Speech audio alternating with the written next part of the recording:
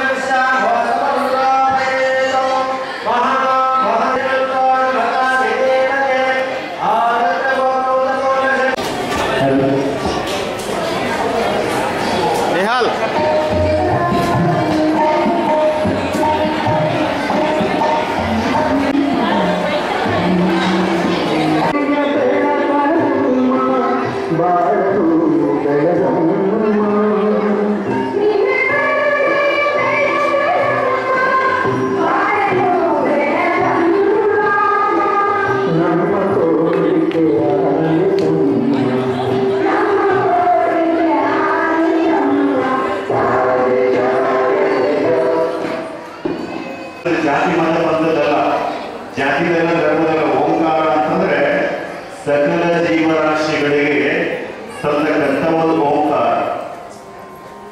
ಈ ಒಂದು ಸೂರ್ಯ ಮಂಡಲದಲ್ಲಿ ಕೂಡ ಸೂರ್ಯನು ಕೂಡ ಓಂ ಅನ್ನುವಂಥ ಉಚ್ಚಾರವನ್ನೇ ಬರುತ್ತದೆ ಅಂತ ತಿಳ್ಕೊಂಡು ಮೊನ್ನೆ ತಾನೇ ಇಸ್ರೋ ವಿಜ್ಞಾನಿ ಹೇಳ್ಯಾರೆ.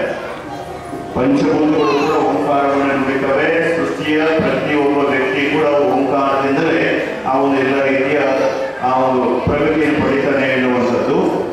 ಹಾಗಾಗಿ ಇವತ್ತಿನ ಅಕ್ಷರಗಳ ಸಿದ್ಧದಿಲ್ಲ, ಅಕ್ಷರ ಏನು ಬೀಜ ಬಿದ್ದದಿಲ್ಲ. ಇದು ಚಿಕ್ಕ ಮಕ್ಕಳಿಗೆ ಅಷ್ಟೇ ಅಲ್ಲ, ಈ ದೊಡ್ಡವರದಿಲ್ಲ, ಎಲ್ಲರೂ ಕೂಡ ಈ ನಾನು ಹೇಳಿದ ರೀತಿಯೊಳಗೆ ಆ ಮಕ್ಕಳಿಗೆ ಬೆಳಗಿನ ಜಾವ ಸ್ನಾನ ಆದ ಮೇಲೆ ನೀವು ದೇವ್ರ ಪೂಜೆ ಮಾಡ್ತಿರಲಿಲ್ಲ, ಆ ದೇವ್ರ ಪೂಜೆ ಮಾಡುವ ಸಂದರ್ಭದೊಳಗೆ ಆ ಮಕ್ಕಳಿಗೆ ಮೈ ತೊಳೆದು ಅವರಿಗೂ ಭಸ್ಮ ಹಚ್ಚಿ ನಾನಿಂದ ತೊಡೆ ಮೇಲೆ ಕುಂದಿರಿಸ್ಕೊಂಡಿದ್ದೆ, ಆ ಥರ ಕುಂದಿರಿಸ್ಕೊಂಡು ಹೆಂಗೆ ಓಂಕಾರ ತಿದ್ದಿದೆ, ಅದರಂಗ ನೀವು ಪಾಟಿಯೊಳಗೆ ತಿದ್ದಬೇಕದನ್ನು ತಿದ್ದಿಸ್ಬೇಕು ಮಕ್ಕಳಿಗೆ 5 ದಿವಸ. 5 ದಿವಸ ಯಾಕೆ ಹೇಳ್ತೀನಿ ಅಂತಂದ್ರೆ, ಯಾವುದೇ ಒಂದು ವ್ಯಾಪಾರ ಮಾಡಲಿ, ಯಾವುದೇ ಒಂದು ಉದ್ಯೋಗ ಮಾಡಲಿ, ಯಾವುದೇ ಮನೆ ಓಪನಿಂಗ್ ಆಗಲಿ, ಪ್ರಾರಂಭದೊಳಗೆ ಮನೆ ಯಜಮಾನನೇ ಆ ಮನೆಗೆ ಇರಬೇಕು, ನೆನಪಿರಲಿ. ಆಮೇಲೆ 1 ದಿವಸಕ್ಕೆ 2 ದಿವಸ ಹೋದ, 3 ದಿವಸಕ್ಕೆ 4 ದಿವಸ ಹೋದ ಅಂತಂದ್ರೆ ಆ ಮನೆಯೊಳಗೆ ಆದಷ್ಟು ಜನ ಮಾರಾಟ ಆಗುತ್ತೆ ಅಂದ್ರೆ ಲೆಕ್ಕ, ಅವ್ರ ಇರಂಗಿಲ್ಲ ಅನ್ನೋ ಲೆಕ್ಕ. ವ್ಯಾಪಾರ ಆದ್ರೂ ಅಷ್ಟೇನೆ, 1 ದಿವಸ ನಾವು ಮುಂದೆ 2 ದಿವಸ ವ್ಯಾಪಾರಕ್ಕೆ ಅಂತಂದ್ರೂ ಕೂಡ ನಮ್ಮ ಕೈ ಬಿಟ್ಟು ಹೋಗುತ್ತೆ ಅಂತ ನೆನ್ಪಿಟ್ಕೋಬೇಕು. 5 ದಿವಸ ಪ್ರಾರಂಭದೊಳಗೆ ಯಾವುದೇ ವ್ಯಾಪಾರ ಮಾಡಲಿ, 5 ದಿವಸ ಮನೆ ಯಜಮಾನೇ ನಿಲ್ಲಬೇಕು. ಮನೆ ಆದ್ರೂ ಕೂಡ ಅಷ್ಟೇ, ಅಕ್ಷರಾಭ್ಯಾಸ ಆದ್ರೂ ಕೂಡ ಅಷ್ಟೇ. ಇವತ್ತು ಆರಂಭ ಆಗಿಲ್ಲ, ಆರಂಭ ಆಗಿದ್ದು ನಿರಂತರ 5 ದಿನಗಳ ತನಕ ನಡೀತು ಅಂದ್ರೆ ಅವ ಮುಂದೆ ಜಾಣ ಆಗ್ತಾನೆ, ಬುದ್ಧಿವಂತ ಆಗ್ತಾನೆ. ಅವನಿಗೆ ಅಕ್ಷರಾಭ್ಯಾಸ ಅವನಿಗೆ ಪರಿಪೂರ್ಣತೆ ಈ 5 ದಿನದೊಳಗನ ಬಿತ್ತಿದ ಮೇಲೆ 5 ದಿನದೊಳಗೆ ಹೆಂಗ್ ಮೊಳಕೆ ಬರ್ತದ, ಪ್ರಕೃತಿ ಹೆಂಗ ಸ್ಪಂದಿಸ್ತದ, ಅದರಿಂದ ತಾಯಿ ತಂದೆ ಸ್ಪಂದಿಸ್ಬೇಕು, ಕುಲದೈವ ಸ್ಪಂದಿಸ್ಬೇಕು, ತಾತನ ಅನುಗ್ರಹ ಸ್ಪಂದಿಸ್ಬೇಕು. ಹೀಗೆಲ್ಲ ಸ್ಪಂದಿಸಿದಾಗ ಈ ಓಂಕಾರ ಏನ್ ಮಾಡ್ತದ ಅಂದ್ರೆ ಸಿಟ್ಟು ಶಡವನ್ನು ಕಡಿಮೆ ಮಾಡ್ತದೆ, ದೃಢತೆ ತಂದುಕೊಡ್ತದೆ. ಮನುಷ್ಯನೊಳಗೆ ಹಿಡಿದಿದ್ದನ್ನ ಪರಿಪೂರ್ಣ ಮಾಡುವ ಒಂದು ದೃಢತೆ ಓಂಕಾರ ತಂದು ಕೊಡುತ್ತದೆ. ಅದರ ಜೊತೆಗೆ ವೈಜ್ಞಾನಿಕವಾಗಿ ಕೂಡ ಸಂಶೋಧನೆ ಮೂಲಕವಾಗಿ ಹೇಳ್ತಾರೆ, ನೆನಪಿನ ಶಕ್ತಿ ಜಾಸ್ತಿ ಆಗ್ತದೆ. ಓಂಕಾರ ಧ್ಯಾನ ಮಾಡಿದ್ರೆ ನೆನಪಿನ ಶಕ್ತಿ ಜಾಸ್ತಿ ಆಗ್ತದೆ, ಗ್ಯಾಸ್ಟ್ರಿಕ್ ಕಡಿಮೆ ಆಗ್ತದೆ, ಜೊತೆ ಅನೇಕ ರೀತಿಯ ರೋಗಗಳು ಕಡಿಮೆ ಆಗ್ತವೆ. ಇಂಥ ಒಂದು ಓಂಕಾರ ಧ್ಯಾನವನ್ನ ಸತತ ನೀವು ಮಾಡುವುದರ ಜೊತೆಗೆ ಮಕ್ಕಳೊಂದಿಗೆ ಮಾಡಿಸ್ಬೇಕು. ಒಂದು ಮಾಡಿಸೋದು ಅಂತ ಹೇಳಿದ್ರಲ್ಲ, ನಾವು ಹೇಳಿದ್ವಿ ಈ ಹೆಂಗಪ್ಪ ಅನ್ನೋದು ಅಂತಂದ್ರೆ ಓಂ ಓಂ ಹಂಗಲ್ಲ. ಅಂದ್ರೆ ತಕ್ಷಣ ಇದೇ ನೋಡು ಓಂ, ಇದೇ ನೋಡು ಓಂ, ಹಿಂಗಲ್ಲ. ಓಂ ಅಂದ್ರೆ ಓಂ ಅನ್ನುವಂಥ ಅಕ್ಷರದೊಳಗ ಅಕಾರ, ಉಕಾರ, ಮಕಾರ, ಆ ಉ ಮ ಈ 3 ಸೇರಿದಾಗ ಓಂ ಅನ್ನುವಂಥ ಅಕ್ಷರ ಆಗ್ತದೆ. ಅ ಅಂದಾಗ ನೀವು ಲಕ್ಷ್ಯ ಕೊಡಬೇಕು, ನೀವು ಸ್ವಲ್ಪ ಅನ್ನುವಾಗ ಉಚ್ಚಾರ ಹೆಂಗಿರ್ಬೇಕು ಅಂದ್ರೆ ಈ ಟೋಟಲ್ ಹೊಟ್ಟೆಯೊಳಗಿನ ಗಾಳಿ ಈ ಎದೆ ಒಳಗೆ ಬರ್ತದೆ. ಅಂದಾಗ ಊ ಅಂದಾಗ ಎದೆಯಲ್ಲಿನ ಗಾಳಿ ಕಂಠದ ಒಳಗೆ ಬರ್ತದೆ. ಊ ಮ ಅಂದಾಗ ಈ ಕಂಠದ ಗಾಳಿ ಹೊರಗೆ ಬರ್ತದೆ. ಈ 3 ಕಡೆಯಿಂದ ಈ ಎಲ್ಲ ರೀತಿಯಿಂದ ಆದಾಗ ಈ ಇಷ್ಟರೊಳಗೆ ಬರ್ತಕ್ಕಂಥ ಎಲ್ಲ ಚಕ್ರಗಳು ಶುದ್ಧಿ ಆಗೋದ್ರ ಜೊತೆಗೆ ಅಂದಾಗ ಇಲ್ಲಿವರೆಗೂ ಸಹಸ್ರದಳದಿಂದ ಆಧಾರ ಚಕ್ರದ ಮೂಲಕ, ಭ್ರೂಮಧ್ಯದ ಮೂಲಕ ಈ ಮೆದುಳರೊಳಗೆ ಎಲ್ಲ ನರಗಳು ಅನ್ನೋ ರೀತಿಯೊಳಗ ಅವು ಫುಲ್ ಆಕ್ಟಿವೇಟ್ ಆಗ್ತಾವೆ. ಎಲ್ಲ ರೀತಿಯಲ್ಲೂ ಕೂಡ ಬ್ರೈಟ್ನೆಸ್ ಜಾಸ್ತಿ ಆಗ್ತದೆ, ಕಣ್ಣು ಬ್ರೈಟ್ನೆಸ್ ಜಾಸ್ತಿ ಆಗ್ತದೆ, ಮುಖ ಬಹಳ ಚಂದ ಸೇರ್ತದೆ. ಅದರ ಜೊತೆಗೆ ಇನ್ನೊಂದು ಏನು ಅಂದ್ರೆ ಅವಾಗ ಆ ನೆನಪಿನ ಶಕ್ತಿ ಎಲ್ಲ ರೀತಿಯಲ್ಲೂ ಕೂಡ ಉದ್ಧಾರ ಆಗ್ತದೆ.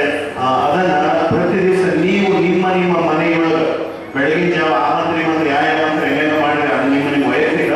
ಆದ್ರೆ ಈ ಓಂ ಅನ್ನುವಂಥ ಅಕ್ಷರ ಸ್ನಾನ ಮಾಡಿದ ಮೇಲೆ ದೇವರ ಎದುರಿಗೆ ಹಿಂಗೆ ಕುಂತು ಈ ಜ್ಞಾನೋದರಗಳು ಕುಂತು ನೀವೇನಾದ್ರೂ ಒಂದು 5 ದಿವಸ ದಿನಕ್ಕೆ 5 ಸಲ ಓಂ ಅನ್ನುವಂಥ ಶಬ್ದ ಉಚ್ಚಾರ ಮಾಡಿದ್ಯಾ ಅಂತಂದ್ರೆ ಮನೆಯಾಗ ಋಣಾತ್ಮಕವಾಗಿರ್ತಕ್ಕಂಥವು ಎಲ್ಲೋ ಹೊರಗೋಗ್ತವೆ, ಧನಾತ್ಮಕವಾಗಿರ್ತಕ್ಕಂಥ ಎಲ್ಲ ಸಂಬಂಧಗಳು ನಿಲ್ತವೆ. ಅದರ ಜೊತೆಗೆ ವಾಸ್ತು ದೋಷ ನಿವಾರಣೆ ಆಗ್ತದೆ, ಎಲ್ಲ ವ್ಯವಹಾರಗಳು ಶುದ್ಧ ಆಗ್ತವೆ, ಒಳ್ಳೆ ಆರೋಗ್ಯ ವೃದ್ಧಿಸ್ತದೆ. ಇಷ್ಟೆಲ್ಲ ಕೆಲಸ ಒಂದೇ ಒಂದು ಅಕ್ಷರದಿಂದ ಆಗ್ತದೆ, ಇಲ್ಲ ಒಂದೇ ಒಂದು ಅಕ್ಷರದಿಂದ. ನಾವು ಒಂದಿಷ್ಟು ಜನ ಏನ್ ಮಾಡ್ತೀವಿ ಅಂತಂದ್ರೆ ಏನೇ ಜನ ನಾವು ಆಯುರ್ವೇದಿಕ್ ಹಾಸ್ಪಿಟಲ್ಗೆ ಹೋಗಂಗಿಲ್ಲ. ಆಯುರ್ವೇದ ಧನ್ವಂತರಿ ನಮ್ಮ ದೇಶದಾಗ ಹುಟ್ಟಿದ್ದು ಒಳ್ಳೆ